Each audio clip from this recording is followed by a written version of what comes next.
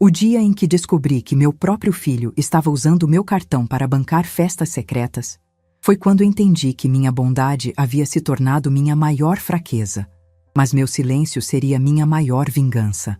Mãe, o jantar foi cancelado. A Jéssica não está se sentindo bem.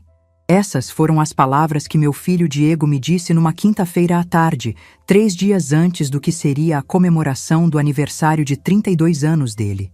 Palavras que pareciam inocentes, mas que escondiam a maior traição que uma mãe pode receber do próprio filho.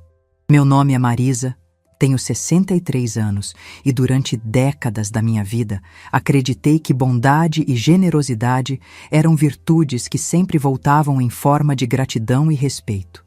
Estava completamente enganada. Minha bondade havia se tornado minha maior fraqueza. E meu dinheiro, o único motivo pelo qual ainda fazia parte da vida do meu filho.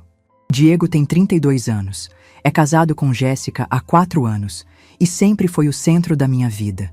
Desde que enviuvei há 15 anos, quando meu marido morreu de infarto aos 51 anos, dediquei cada centavo, cada minuto, cada gota de suor para garantir que meu único filho tivesse uma vida melhor que a minha. Paguei faculdade particular, ajudei na entrada da casa onde eles moram, sempre estava presente em cada momento importante. Quando o Diego me ligou naquela quinta-feira, eu estava organizando as compras para fazer a sobremesa que sempre levava nas comemorações deles. Um pavê de chocolate que era o favorito dele desde criança.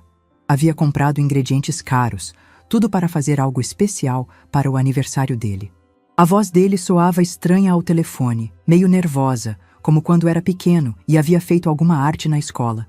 Disse que Jéssica estava com dor de cabeça forte, que não queria receber visitas, que seria melhor deixar para outro momento. Eu até ofereci para levar um chá de camomila que sempre preparava quando ela não estava bem, mas ele foi categórico. Não precisava, era melhor eu não aparecer mesmo. Fiquei preocupada, obviamente. Nunca haviam cancelado uma comemoração de aniversário.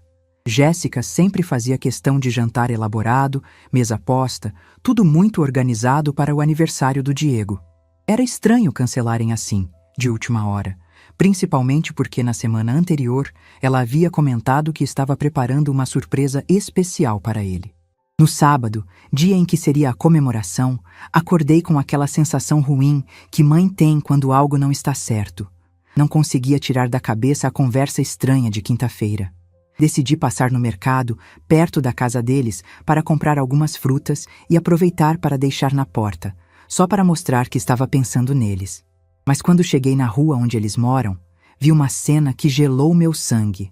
Vários carros estacionados em frente à casa deles, movimento de pessoas subindo e descendo com sacolas, balões coloridos sendo carregados para dentro do portão. Meu coração começou a bater descompassado. Aquilo não parecia casa de gente doente. Resolvi me aproximar. Precisava ver com meus próprios olhos o que estava acontecendo. Caminhei até a frente da casa. Minhas mãos tremiam. Uma parte de mim ainda esperava encontrar uma explicação inocente, que talvez fossem os vizinhos fazendo festa, que talvez eu estivesse enxergando coisas onde não havia. Quando cheguei na frente do portão, escutei música. Não era música baixa de quem está descansando em casa. Era música animada, risadas altas, barulho de festa. O som vinha exatamente de dentro da casa do Diego. Fiquei parada na frente da porta por alguns minutos, tentando processar o que estava acontecendo. Meu filho havia me dito que o jantar estava cancelado porque Jéssica não estava bem. Mas claramente havia uma festa acontecendo ali dentro. Uma festa para a qual eu não havia sido convidada. Toquei a campainha. O barulho parou imediatamente, como se alguém tivesse desligado o som de uma hora para outra. Escutei passos apressados, sussurros, movimentação estranha do outro lado da porta. Depois de uma eternidade, Diego abriu a porta com uma expressão que jamais esquecerei. Era uma mistura de susto, culpa e desespero. Atrás dele, consegui ver a sala decorada com balões coloridos, mesa posta com salgadinhos sofisticados, taças de champanhe, pessoas bem vestidas tentando se esconder da minha vista. Era claramente uma festa de aniversário, a festa que havia sido cancelada porque Jéssica estava doente. Diego tentou gaguejar uma explicação. Disse que eram só alguns amigos que apareceram de surpresa, que não era nada planejado, que Jéssica havia melhorado de repente. Mas eu não sou idiota. 63 anos de vida me ensinaram a reconhecer mentira quando vejo uma. Aquela festa havia sido planejada nos mínimos detalhes, e eu havia sido deliberadamente excluída. Jéssica apareceu atrás dele, perfeitamente arrumada, maquiada, cabelo feito, usando um vestido caríssimo que eu tinha certeza de nunca ter visto. Ela me cumprimentou com aquele sorriso falso que eu conhecia bem, dizendo que realmente havia melhorado muito rápido e que os amigos insistiram para fazer uma surpresa pequena. Olhei para aquela cena e senti algo se partindo dentro de mim. Não era apenas a festa secreta. Era a descoberta de que meu próprio filho era capaz de me olhar nos olhos e mentir descaradamente. Era saber que eu me tornara tão irrelevante na vida dele que eles preferiam me enganar a simplesmente dizer que queriam comemorar sem mim. Disse apenas que estava passando para ver como Jéssica estava, já que Diego havia ficado muito preocupado no telefone. O constrangimento deles era palpável. Alguns convidados que conseguiam me ver da porta tentavam disfarçar. Outros simplesmente pararam de conversar. Era uma situação tão absurda que seria cômica se não fosse tão humilhante. Saí de lá sem fazer escândalo. Simplesmente disse que ficava feliz em saber que Jéssica estava melhor e que passaria para visitá-los outro dia. Diego tentou falar alguma coisa, mas eu já estava andando em direção ao ponto de ônibus. Minha dignidade não permitia que eu ficasse ali mais um segundo. No caminho para casa, parei num caixa eletrônico para verificar meu saldo. Tinha uma sensação estranha, como se algo mais estivesse errado além da festa secreta. Quando o papel saiu e vi o valor, quase desmaiei. Minha conta estava com quase R$ 2.000 a menos do que deveria estar. Corri para casa e peguei todos os extratos dos últimos dias, e foi aí que descobri a verdade completa. Compras caras em mercados gourmet, casa de festas, floricultura, loja de bebidas importadas, até salão de beleza. Tudo pago com meu cartão, tudo nos últimos 15 dias. Eles haviam usado meu próprio dinheiro para bancar uma festa da qual me excluíram. Naquele momento, olhando para aqueles comprovantes, entendi que não era apenas sobre dinheiro. Era sobre respeito. Era sobre dignidade. Era sobre descobrir que meu filho me via apenas como uma fonte de recursos, não como mãe, não como pessoa, apenas como alguém que podia ser usada e descartada quando conveniente. Sentei na minha cama e, pela primeira vez em 15 anos de viuvez, chorei. Não de tristeza, mas de raiva. Raiva de mim mesma por ter sido tão cega, raiva dele por ter me traído dessa forma, raiva por ter desperdiçado tanto dinheiro e tanto amor em alguém que não merecia nem um centavo da minha aposentadoria. Mas depois das lágrimas, veio algo que eu não sentia há muito tempo: determinação. Diego achava que podia me usar sem consequências, que eu era uma velha boba que aceitaria qualquer coisa para não perder o filho. Ele estava prestes a descobrir que se enganou completamente sobre quem era sua mãe. Depois de descobrir que Diego havia gastado quase R$ 2.000 do meu cartão para bancar a festa da qual me excluiu, passei a noite inteira sem dormir. Ficava olhando para o teto, repassando cada detalhe daquela descoberta cruel. Não conseguia tirar da cabeça a imagem dele na porta da casa, mentindo na minha cara com a maior naturalidade. Na manhã de domingo, acordei com uma determinação que não sentia há anos. Peguei todos os extratos dos últimos meses e comecei a analisar cada compra com lupa. O que descobri foi ainda pior do que imaginava. Não eram apenas os gastos dos últimos 15 dias. Havia uma série de compras pequenas ao longo de meses que eu não havia percebido porque vinham diluídas entre meus próprios gastos. Restaurantes caros em datas que ele dizia estar trabalhando até tarde. Posto de gasolina com valores absurdos para quem alegava estar sem dinheiro para combustível. Farmácia com compras de R$ 200 quando ele pedia dinheiro emprestado para remédio de pressão da Jéssica. Tudo calculado, tudo planejado para que eu não percebesse o padrão. Quando terminei de somar tudo, o total chegava a mais de R$ 5.000 nos últimos 6 meses. R$ 5.000 que ele havia roubado porque não havia outro nome para aquilo, enquanto eu economizava até no supermercado para sempre ter dinheiro disponível quando ele precisasse. O telefone tocou por volta das 10 da manhã. Era Diego. Meu primeiro impulso foi não atender, mas precisava ouvir o que ele tinha a dizer. Sua voz estava nervosa, diferente do tom seguro de sempre. Disse que queria conversar comigo, explicar a situação, que havia uma justificativa para tudo. Perguntei diretamente se ele havia usado meu cartão para pagar a festa de ontem. O silêncio do outro lado da linha durou uma eternidade. Quando finalmente respondeu, foi com uma voz trêmula que eu não reconhecia. Admitiu que sim, que havia usado, mas que pretendia me contar depois da festa. Essa resposta me atingiu como um soco no estômago. Não era apenas o uso não autorizado do cartão. Era a frieza do planejamento. Ele havia calculado exatamente quando usar meu dinheiro, quando mentir sobre o cancelamento da festa, quando me excluir da comemoração que eu estava pagando. Disse para ele que conversaríamos pessoalmente na segunda-feira e desliguei. Passei o resto do domingo pesquisando na internet sobre meus direitos, sobre casos similares, sobre o que fazer quando se é vítima de abuso financeiro por parte de familiares. O que descobri me abriu os olhos definitivamente. Havia centenas de casos de filhos que abusavam financeiramente dos pais, principalmente mulheres viúvas como eu. Li histórias de mães que perderam suas casas, que ficaram na miséria, que foram abandonadas pelos filhos depois que o dinheiro acabou. Também descobri que, legalmente, Diego havia cometido um crime. Mesmo sendo meu filho, usar meu cartão sem autorização para gastos pessoais era considerado estelionato. O Estatuto do Idoso era muito claro sobre proteção contra a violência financeira, e o que ele fez se enquadrava perfeitamente nessa definição. Segunda-feira de manhã, antes mesmo de ir trabalhar, fui direto ao banco. A funcionária, uma moça chamada Fernanda, me atendeu com muita paciência. Quando expliquei a situação, ela me orientou que, mesmo tendo dado o cartão adicional para ele, se os gastos foram feitos sem minha autorização e para fins que não concordei, eu poderia cancelar o cartão imediatamente. Fernanda me explicou que muitos pais dão cartão adicional para emergências, mas isso não significa autorização para qualquer tipo de gasto.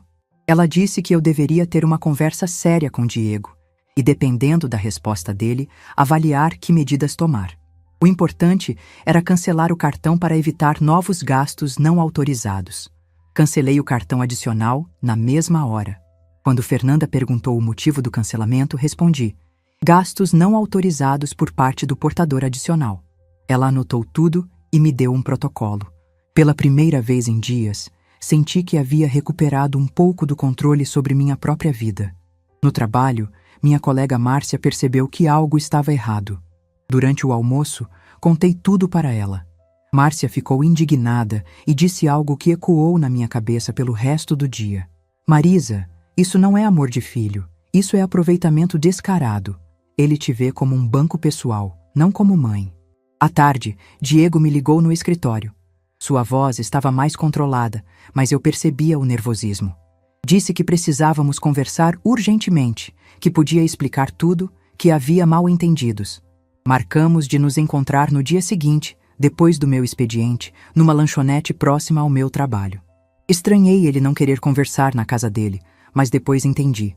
Provavelmente Jéssica não queria me ver depois do vexame de sábado. Ou talvez ele não quisesse que ela soubesse da extensão real dos gastos que havia feito sem minha autorização. Terça-feira chegou e eu me arrumei com mais cuidado que o normal. Escolhi uma roupa mais séria, que me desse autoridade. Sabia que aquele encontro seria decisivo para o futuro da minha relação com Diego, e eu precisava mostrar que não era mais a mãe ingênua que ele pensava conhecer. Cheguei na lanchonete alguns minutos antes do horário marcado. Escolhi uma mesa estratégica, onde pudesse ver a entrada e onde nossa conversa não seria facilmente ouvida por outros clientes. Quando Diego chegou, 10 minutos atrasado, percebi imediatamente que ele estava nervoso. As mãos tremiam levemente e ele evitava olhar diretamente nos meus olhos. Ele começou com o script que eu já esperava. Pediu desculpas pelo mal-entendido de sábado, disse que a festa não estava planejada, que os amigos apareceram de surpresa. Mentira em cima de mentira. Eu conhecia meu filho há 32 anos e sabia quando ele estava inventando histórias. Deixei ele terminar todo o teatro antes de ir ao ponto. Coloquei os extratos do cartão em cima da mesa, organizados por data, com os valores destacados em marca-texto amarelo. Perguntei se ele podia me explicar cada um daqueles gastos, um por um. A transformação no rosto dele foi impressionante. A cor sumiu completamente, as mãos pararam de gesticular, e ele ficou olhando para os papéis como se fossem uma sentença de morte. De certa forma, eram. Era a sentença de morte da nossa relação como ela existia até então. Diego tentou gaguejar algumas explicações.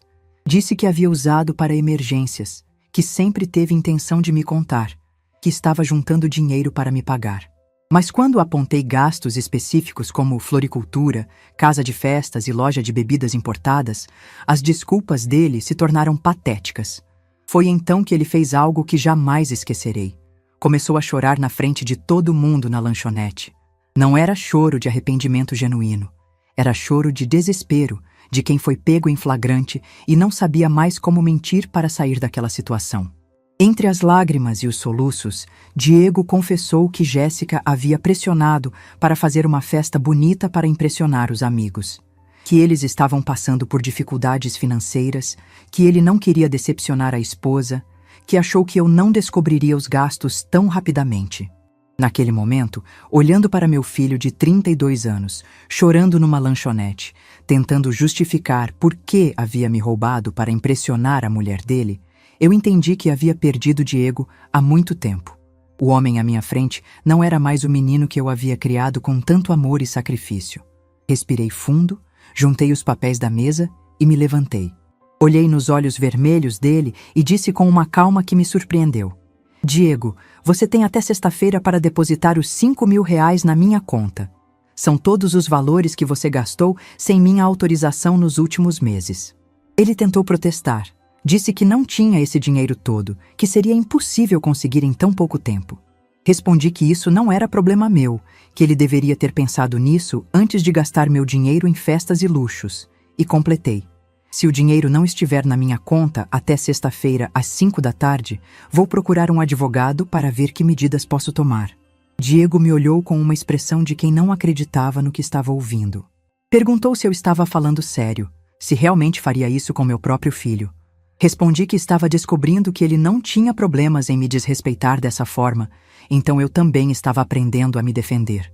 Peguei minha bolsa e, antes de sair, me virei para ele uma última vez. Você me ensinou uma lição importante, Diego.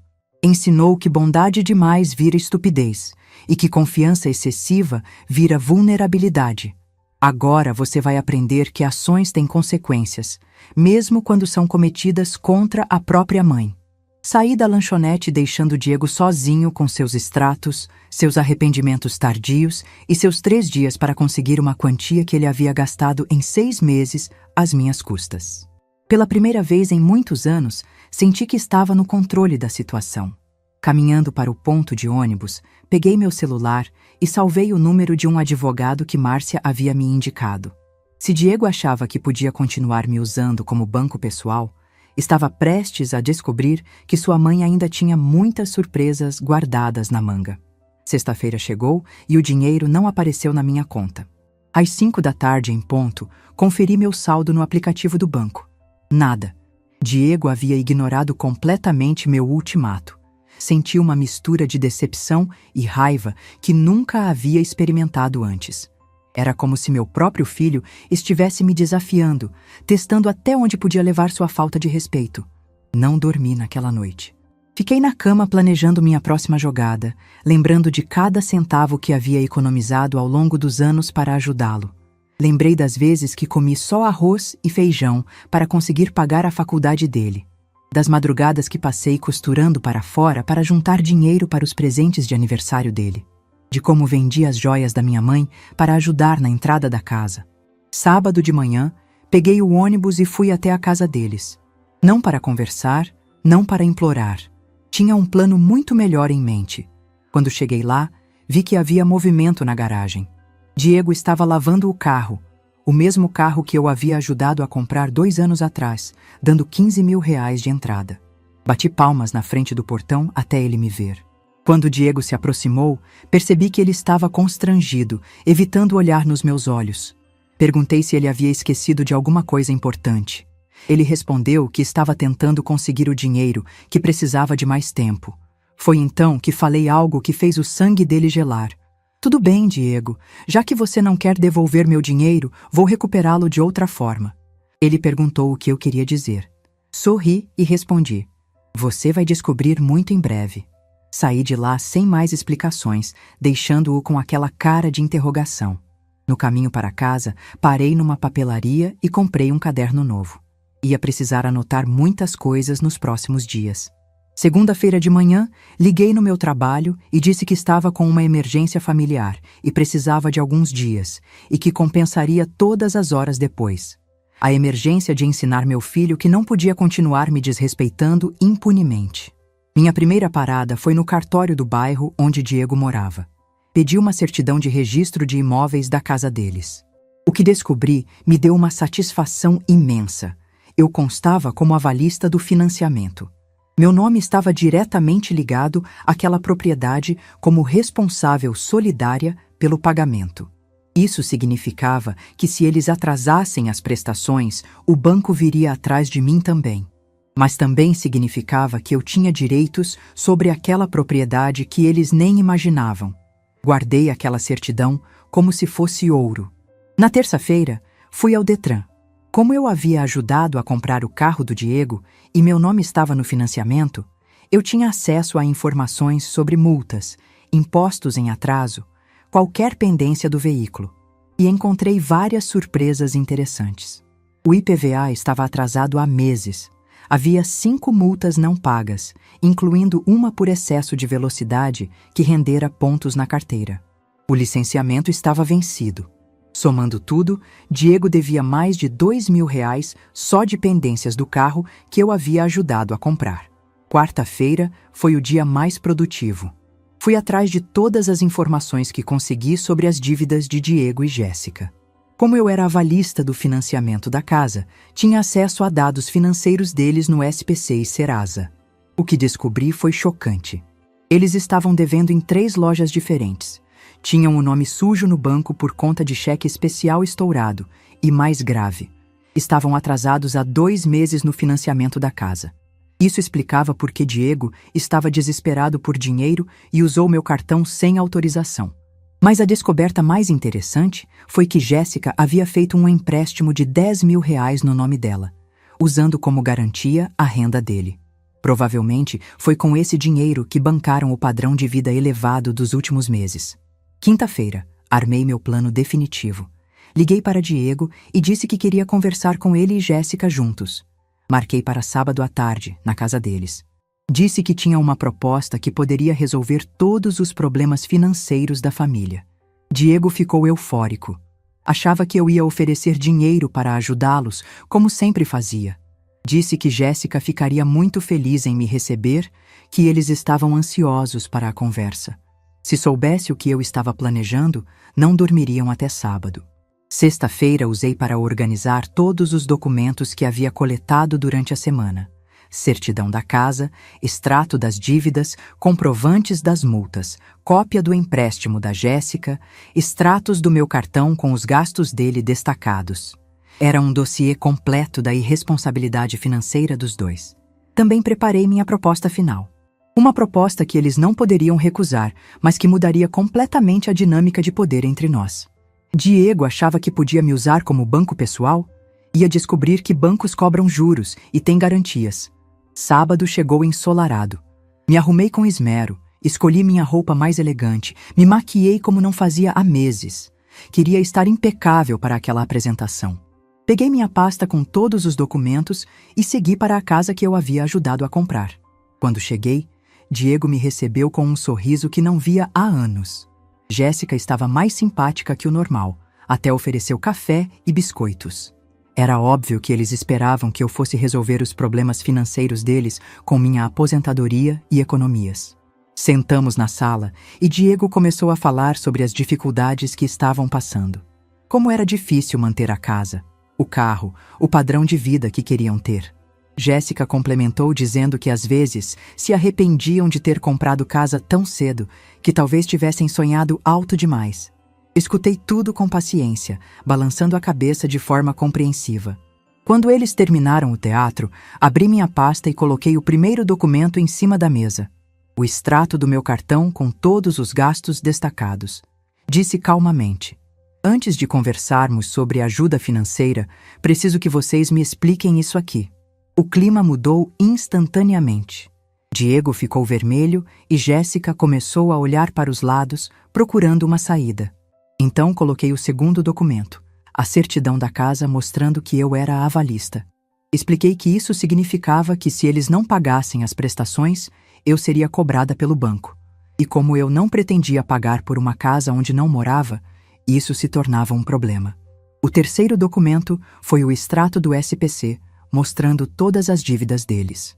Diego tentou justificar, disse que era passageiro, que iam conseguir se organizar, mas quando coloquei o quarto documento, o comprovante de que estavam atrasados no financiamento há 2 meses, o silêncio foi total.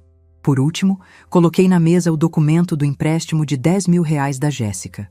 Perguntei onde estava esse dinheiro, já que claramente não havia sido usado para quitar as dívidas da casa. Jéssica começou a gaguejar. Disse que havia usado para emergências familiares. Foi então que fiz minha proposta final. A proposta que mudaria tudo. Vocês têm 2 opções. Primeira, pagam os R$5.000 que me devem até segunda-feira.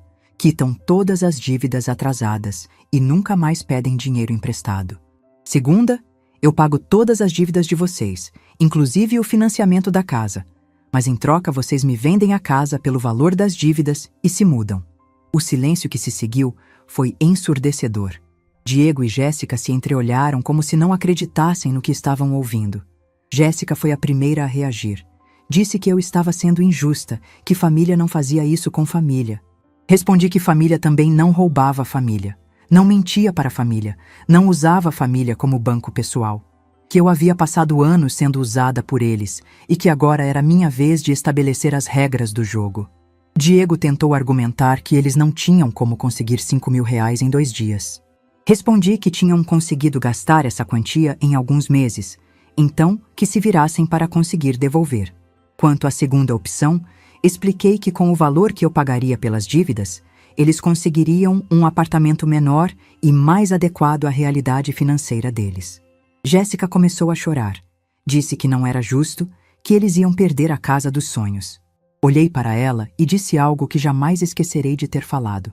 Jéssica, vocês perderam a casa dos sonhos no momento em que decidiram usar meu dinheiro para bancar uma vida que não podiam pagar. Agora vocês têm até segunda-feira para decidir como querem resolver isso. Levantei da mesa, guardei todos os documentos na pasta e me dirigi para a porta. Antes de sair, me virei uma última vez. E se escolherem não fazer nada, na terça-feira eu procuro um advogado para ver como faço para sair da posição de avalista dessa casa. Tenho certeza de que o banco ficará muito interessado em saber que os mutuários estão inadimplentes há 2 meses. Saí da casa deixando os dois em choque total. No caminho para casa, senti uma sensação de poder que não experimentava há décadas. Diego achava que podia me manipular, me usar, me descartar quando conveniente. Estava descobrindo que sua mãe também sabia jogar, e que quando jogava, jogava para ganhar. Segunda-feira começou com 15 ligações perdidas no meu celular, todas de Diego. Quando finalmente atendi na 16ª tentativa, sua voz estava desesperada, quase irreconhecível. Ele disse que precisava falar comigo urgentemente, que tinha uma proposta, que não podia perder a casa. Marquei de encontrá-lo na mesma lanchonete onde havíamos conversado antes. Desta vez, cheguei propositalmente 15 minutos atrasada. Queria que ele sentisse o gosto de esperar, de ficar ansioso, de não ter controle sobre a situação. Quando cheguei, ele estava na mesa mais afastada, mexendo nervosamente no celular. Diego começou a falar antes mesmo de eu me sentar. Disse que havia passado o fim de semana inteiro conversando com Jéssica, que eles estavam dispostos a se esforçar para pagar os R$5.000, mas precisavam de mais tempo. Pediu 60 dias de prazo, prometeu que pagariam com juros, que nunca mais me pediriam dinheiro. Olhei para ele com a mesma expressão que usaria para observar um inseto interessante. Respondi que o prazo havia vencido, que segunda-feira significava segunda-feira, não segunda-feira daqui a 2 meses, que se ele não tinha o dinheiro, automaticamente a segunda opção entrava em vigor. Diego começou a chorar. Não era choro manipulativo como da vez anterior. Era desespero genuíno. Disse que a casa era o sonho da vida dele, que eles haviam investido tanto naquele lugar, que não sabiam onde iam morar. Por um momento, senti meu coração amolecer. Era meu filho, afinal. O menino que eu havia criado sozinha depois que o pai morreu. Mas então, lembrei de todas as noites que passei sem dormir, preocupada com minhas finanças depois de descobrir os gastos não autorizados. Lembrei da humilhação de ser excluída da festa que eu mesma paguei. Disse para Diego que ele deveria ter pensado nas consequências antes de gastar meu dinheiro em coisas desnecessárias. Que ações tinham resultados e que agora ele estava colhendo o que havia plantado. Expliquei que com o valor que eu pagaria para quitar as dívidas da casa, eles conseguiriam um apartamento menor e recomeçar sem dívidas. Diego tentou argumentar que isso não era justo, que ele era meu único filho, que eu não podia destruir a vida dele por causa de um mal-entendido. A palavra mal-entendido me irritou profundamente. Respondi que roubar R$ 5.000 da própria mãe não era mal-entendido, era caráter. Levantei da mesa e disse que ele tinha até às 5 da tarde para me dar uma resposta definitiva. Quando cheguei em casa, encontrei Jéssica me esperando na porta do prédio. Ela estava visivelmente nervosa, mexendo nas mãos, evitando olhar diretamente para mim. Disse que precisava conversar comigo, que havia coisas que Diego não sabia, que talvez pudéssemos encontrar uma solução. Subi com ela para o meu apartamento, curiosa para ouvir o que tinha a dizer. Jéssica se sentou na ponta do sofá como se estivesse pronta para sair correndo a qualquer momento.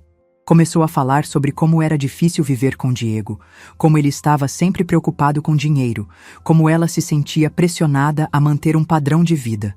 Foi então que ela soltou a bomba. O empréstimo de R$ 10.000 não havia sido usado para emergências familiares. Ela havia gastado 7.000 em roupas, sapatos, bolsas e tratamentos de beleza. Os outros 3.000 foram usados para pagar dívidas de cartão de crédito que Diego nem sabia que existiam. Fiquei olhando para aquela jovem de 28 anos, confessando que havia mentido para o próprio marido, gastado dinheiro que não tinha em futilidades, e agora queria que eu resolvesse a situação. A audácia era impressionante. Jéssica continuou, dizendo que poderia conseguir dinheiro vendendo as coisas que comprou, que se arrependia dos gastos, que prometia mudar. Perguntou se eu não poderia dar uma última chance para eles, pelo bem da família, pelos netos que talvez tivessem no futuro. Respondi que ela deveria ter pensado na família antes de mentir para o marido e gastar dinheiro emprestado em luxos desnecessários. Que se ela queria vender as coisas para conseguir dinheiro, era problema dela, mas que isso não mudaria minha decisão. Jéssica, então, mudou de estratégia. Disse que Diego ficaria devastado se perdesse a casa, que ela tinha medo de que ele entrasse em depressão, que talvez até pensasse em fazer algo contra si mesmo. Era chantagem emocional pura, tentando usar meu amor de mãe contra mim. Olhei para ela e senti uma raiva fria que nunca havia experimentado. Disse que se ela estava realmente preocupada com o bem-estar de Diego, deveria ter pensado nisso antes de gastar dinheiro que não tinha e antes de pressionar ele a me roubar para bancar festas. Jéssica saiu do meu apartamento chorando, mas eu não senti nenhum pingo de pena. Ela havia tentado me manipular usando meu próprio filho como moeda de barganha. Se havia algo que eu não tolerava, era manipulação emocional. Às 3 da tarde, Diego me ligou. Sua voz estava derrotada, sem energia. Disse que eles haviam tentado conseguir um empréstimo no banco, mas foram negados por causa do nome sujo. Tentaram pedir dinheiro emprestado para amigos e parentes, mas ninguém tinha essa quantia disponível. Perguntei qual era a decisão deles. Diego suspirou profundamente e disse que aceitavam a segunda opção, que eu quitasse as dívidas da casa e eles me venderiam o imóvel. Mas pediu um prazo de 3 meses para encontrar outro lugar para morar. Respondi que daria 2 meses, não 3. E que durante esses 2 meses, eles pagariam um aluguel simbólico de R$ 500 mensais para mim. Não era por necessidade financeira, era para estabelecer a relação de inquilino e proprietário. Diego aceitou sem questionar. Estava tão derrotado que qualquer condição parecia aceitável. Marcamos para quarta-feira para ir ao cartório e oficializar a transação. Eu quitaria as dívidas e eles me transfeririam a propriedade.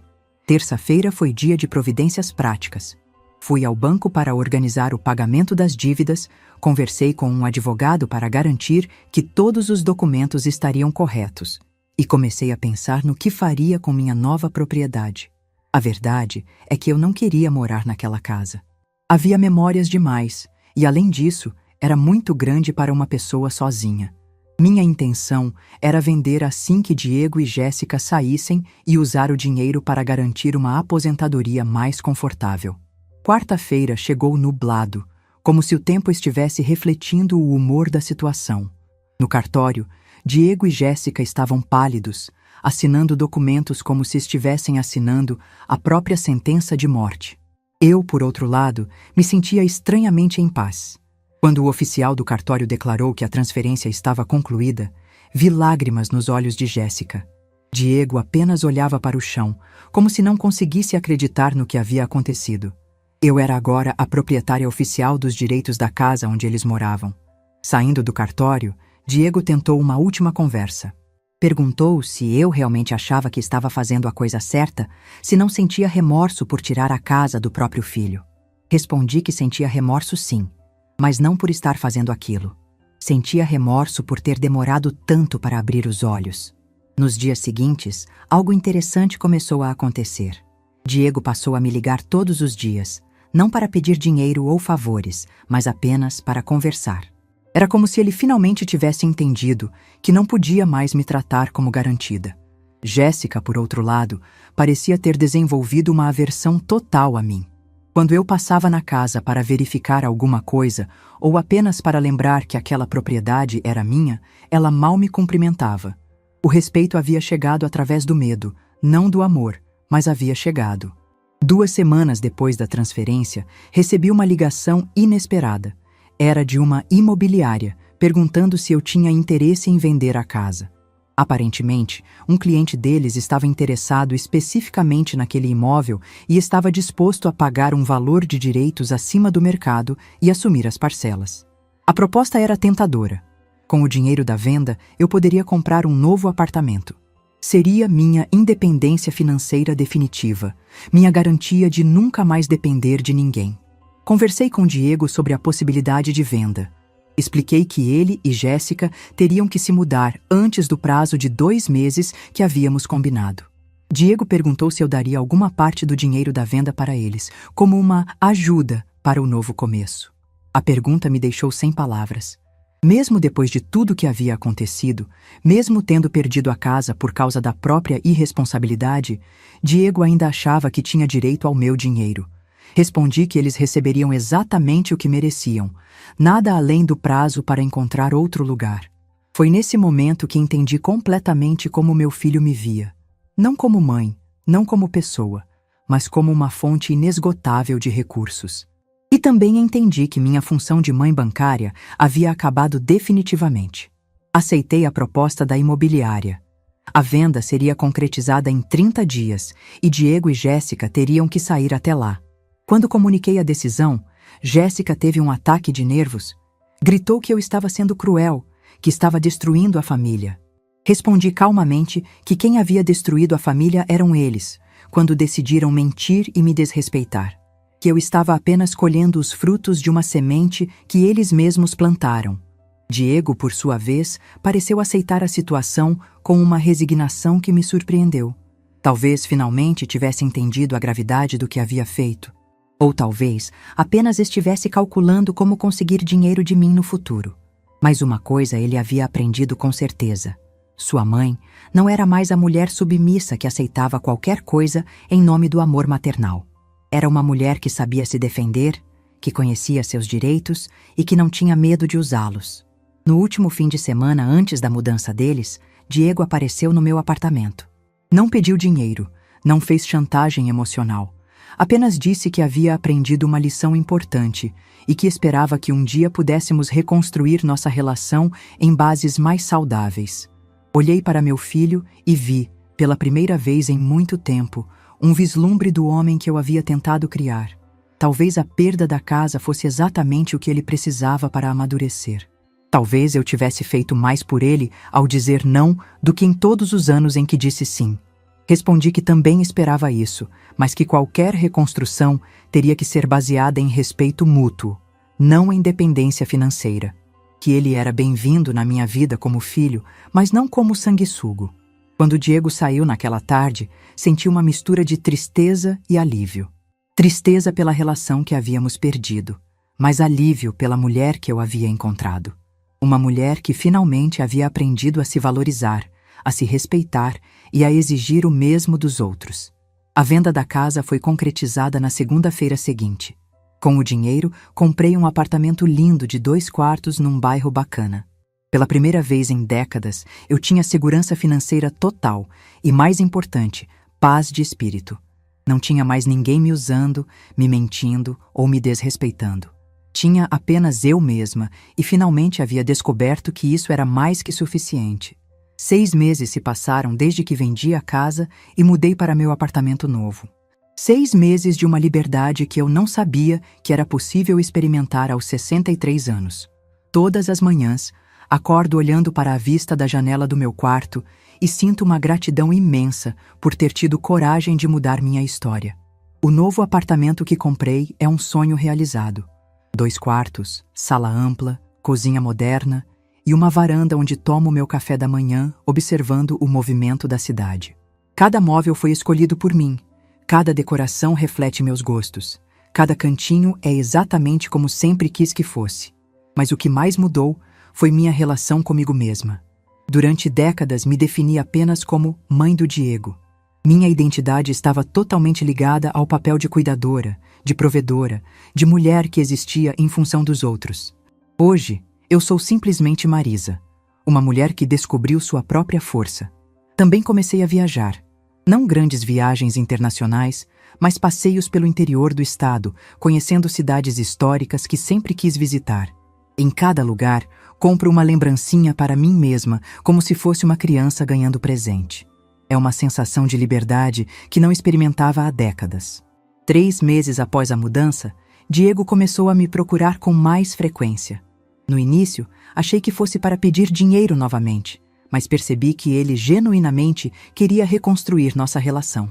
As conversas eram diferentes, mais maduras, sem aquele tom de quem está sempre calculando como conseguir alguma vantagem.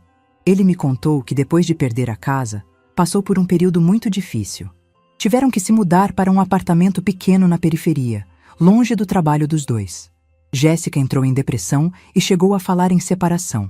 Foi quando Diego finalmente entendeu as consequências reais de suas escolhas. O mais interessante é que essa crise forçou ele a amadurecer. Conseguiu uma promoção no trabalho porque finalmente começou a levar as responsabilidades a sério. Jéssica voltou a estudar, fazendo um curso técnico para aumentar a renda familiar. Eles estavam pela primeira vez vivendo dentro da realidade financeira deles. Diego me pediu desculpas de forma sincera, não apenas pelas palavras, mas assumindo completamente a responsabilidade por seus atos. Disse que havia passado anos me vendo como uma fonte inesgotável de recursos, sem valorizar os sacrifícios que eu fazia. Que a perda da casa foi a lição mais dura, mas também a mais necessária de sua vida. Confesso que fiquei emocionada com a conversa. Via no meu filho traços do homem íntegro que eu sempre quis que ele se tornasse. Mas também sabia que palavras são fáceis de falar e que mudança real se prova com ações consistentes ao longo do tempo. Foi por isso que estabeleci regras claras para nossa nova relação. Podíamos nos encontrar regularmente, conversar, reconstruir nosso vínculo afetivo, mas a dependência financeira havia acabado definitivamente. Se ele quisesse meu respeito, teria que conquistá-lo sendo um homem responsável, não um filho eterno.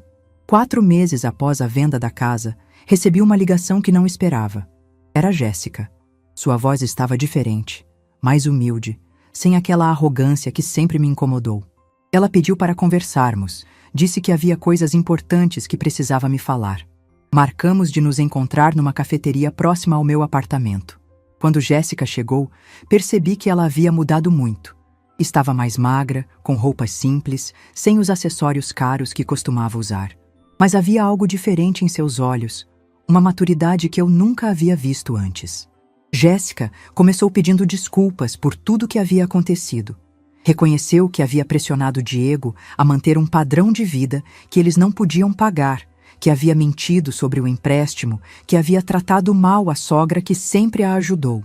Disse que a perda da casa foi um choque de realidade que ela precisava ter. Mas o que mais me surpreendeu foi quando ela contou sobre as mudanças que haviam feito em suas vidas. Estavam pagando todas as dívidas aos poucos, vivendo com o que ganhavam, planejando o futuro de forma realista. Jéssica havia vendido todas as roupas e acessórios caros que comprou com o empréstimo e usado o dinheiro para quitar parte das dívidas. Ela me disse algo que me marcou profundamente. Dona Marisa, a senhora fez a coisa certa. Na época eu odiei, achei que a senhora estava sendo cruel. Mas hoje entendo que foi a melhor coisa que podia ter acontecido conosco. A gente estava num caminho de autodestruição e não percebia. Ficamos conversando por mais de 2 horas. Jéssica me contou sobre os sonhos que ela e Diego tinham agora. Sonhos mais modestos, mas mais realistas. Queriam comprar um apartamento pequeno, mas próprio, em 5 anos. Planejavam ter filhos quando estivessem financeiramente estáveis. Estavam construindo uma vida baseada na realidade, não em fantasias. Quando nos despedimos, senti que havia recuperado não apenas um filho, mas também uma nora. Jéssica havia se tornado uma mulher adulta, responsável, que finalmente entendia o valor das coisas. E o melhor, ela havia chegado a essa maturidade por mérito próprio, não porque alguém ficou dando conselhos que ela ignorava. No mês passado, Diego e Jéssica me convidaram para jantar no apartamento novo deles. Era pequeno, simples, mas estava organizado com carinho. Jéssica havia cozinhado ela mesma, nada de buffet caro ou ostentação. Era uma refeição feita com amor e dentro das possibilidades deles.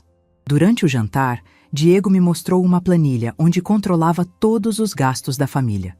Disse que havia aprendido a valorizar cada centavo, que nunca mais queria passar pela experiência de dever dinheiro para ninguém. Jéssica complementou que eles haviam cortado todos os supérfluos e descoberto que eram mais felizes vivendo de forma simples. O momento mais emocionante da noite foi quando Diego me entregou um envelope.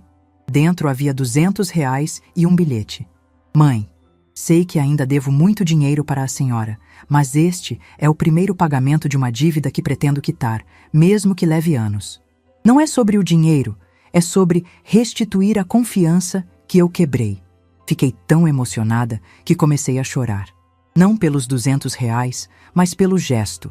Diego havia entendido que nossa relação precisava ser reconstruída sobre bases sólidas e que isso incluía assumir as consequências de seus erros passados. Aceitei o dinheiro, não porque precisasse, mas porque sabia que era importante para ele fazer isso. E disse que da próxima vez que ele me oferecesse dinheiro, seria porque queria dividir uma alegria comigo, não porque estava tentando pagar uma culpa. Hoje, nossa relação é completamente diferente. Diego me liga regularmente, mas não para pedir favores. Compartilha comigo suas conquistas no trabalho, seus planos para o futuro, suas preocupações cotidianas. É uma relação de filho adulto com mãe respeitada, não de dependente com provedora. Jéssica também mudou completamente comigo. Me inclui nos planos familiares, pede minha opinião sobre decisões importantes, trata-me com o carinho e respeito que sempre mereci. E o mais importante, nossa convivência é natural, não forçada por interesse. Recentemente, eles me deram uma notícia que me encheu de alegria. Jéssica está grávida. Vou ser avó. Mas desta vez, o anúncio veio acompanhado de uma conversa madura sobre como eles planejam criar o filho sem depender financeiramente de ninguém. Diego disse que quer que eu seja uma avó presente na vida do meu neto, mas que não espera que eu banque nada relacionado à criança. Que eles já estão economizando para o enxoval, que se planejaram financeiramente para ter esse filho, que querem dar o exemplo de responsabilidade desde o início. Quando saí da casa deles naquela noite, caminhando pelas ruas do bairro onde eles moram agora, pensei em como nossa história deu uma volta completa. Perdi um filho dependente e ganhei um homem responsável. Perdi uma nora interesseira e ganhei uma mulher madura. Perdi muito dinheiro, mas ganhei minha dignidade de volta. O mais interessante é como essa mudança repercutiu em outras áreas da minha vida. No curso de pintura, conheci pessoas incríveis que se tornaram amigas verdadeiras. Nas viagens, descobri uma sede de aventura que não sabia que existia. No meu apartamento, encontrei a paz que havia perdido há anos. Também me reconectei com amigas antigas que havia perdido o contato por estar sempre ocupada resolvendo os problemas de Diego. Márcia, minha colega de trabalho, disse que eu estava irreconhecível, muito mais leve e feliz, que parecia ter rejuvenescido 10 anos. A verdade é que me sinto mais jovem mesmo. Quando você para de carregar o peso de resolver a vida dos outros, sobra muita energia para viver sua própria vida. Quando você para de ser apenas a extensão de alguém, descobre quem realmente é. Às vezes me pergunto se fui muito dura com Diego, se poderia ter resolvido a situação de outra forma. Mas quando vejo o homem íntegro que ele se tornou, quando vejo o casamento sólido que ele está construindo, quando vejo os planos responsáveis que está fazendo para receber seu filho, tenho certeza de que fiz a coisa certa. Diego precisava aprender que ações têm consequências, que respeito se conquista e não se compra, que relacionamentos saudáveis são baseados em reciprocidade, não em exploração. E ele só aprendeu isso quando enfrentou as consequências reais de suas escolhas. Hoje, quando conto essa história para outras mulheres que estão passando por situações similares, sempre digo a mesma coisa. Nunca é tarde para recuperar sua dignidade. Nunca é tarde para exigir respeito. Nunca é tarde para ensinar às pessoas como te tratar. Meu silêncio naquele sábado, quando descobri a festa secreta, foi realmente o início de uma transformação completa. Não apenas minha, mas de toda a família. Às vezes, o maior ato de amor que podemos fazer por alguém é permitir que enfrentem as consequências de suas escolhas. Agora, olhando pela janela do meu apartamento, sinto uma gratidão profunda por ter tido coragem de mudar minha história. Diego aprendeu a ser homem, Jéssica aprendeu a ser mulher, e eu aprendi a ser eu mesma. O jogo realmente virou, mas o mais importante, todos saímos ganhando. Se essa história tocou seu coração, deixe seu like, se inscreva no canal e comente aqui embaixo. No meu lugar, o que você faria? Sua mensagem pode iluminar o dia de alguém.